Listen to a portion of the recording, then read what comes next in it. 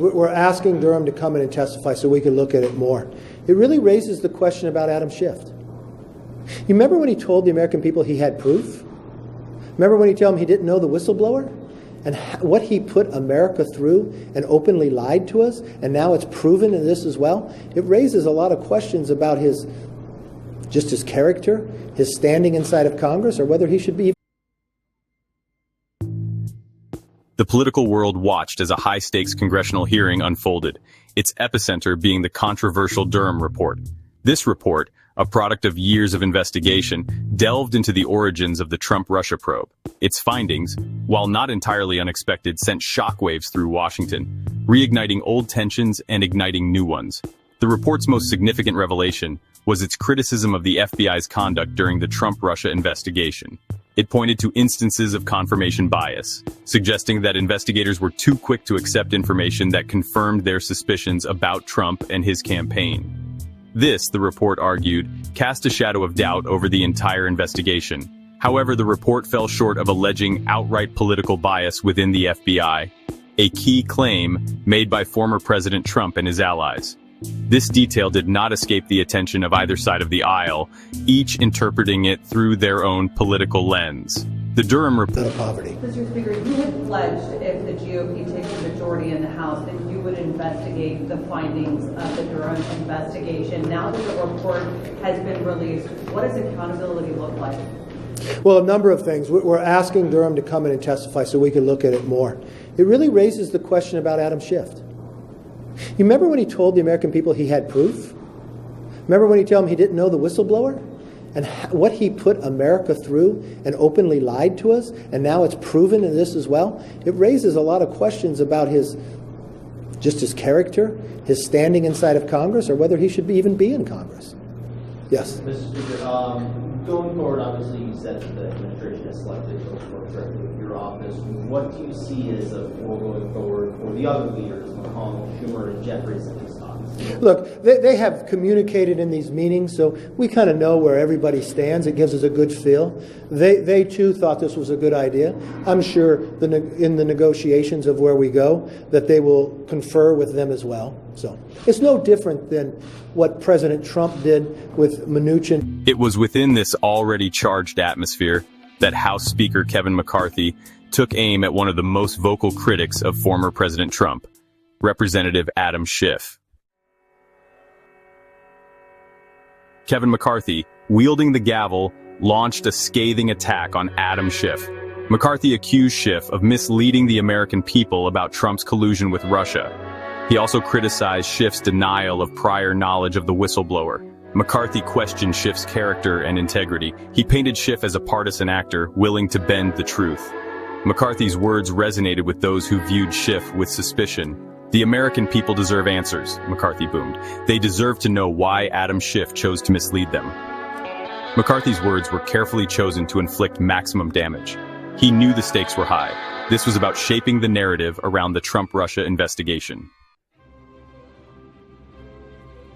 The House chamber, already simmering with tension, reached a boiling point as the vote on the resolution to censure Adam Schiff commenced. The outcome, as expected, fell largely along party lines, with the majority of Republicans voting in favor of censure and Democrats vehemently opposed.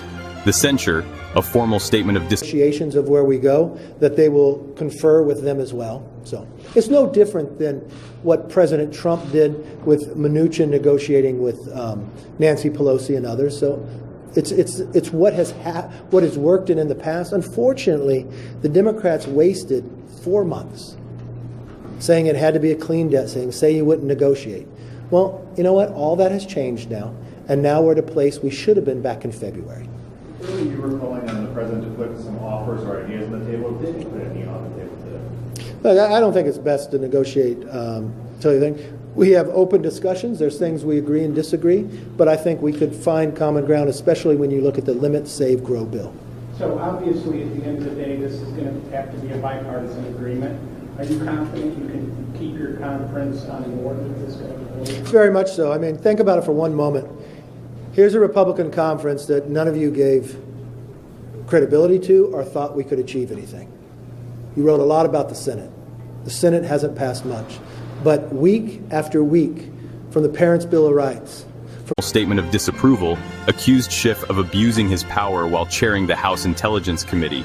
It cited his claims of evidence of collusion between the Trump campaign and Russia, claims that the Durham report had called into question.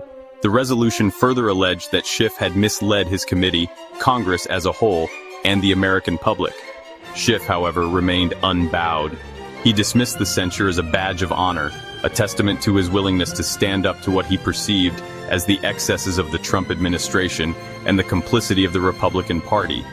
He accused Republicans of hypocrisy, of weaponizing their majority to silence dissent and to protect Trump from accountability. The censure vote, rather than serving as a resolution, further deepened the partisan divide in Congress. It highlighted the extent to which trust had eroded between the two parties, making meaningful dialogue and compromise increasingly elusive. Rolling back what D.C. wanted to decriminalize, from ending the pandemic when the president said he wouldn't do it, from the ability of lifting the debt ceiling long before the Treasury Secretary told us June 1st was the deadline. We took action ahead of time, not even knowing when it would come.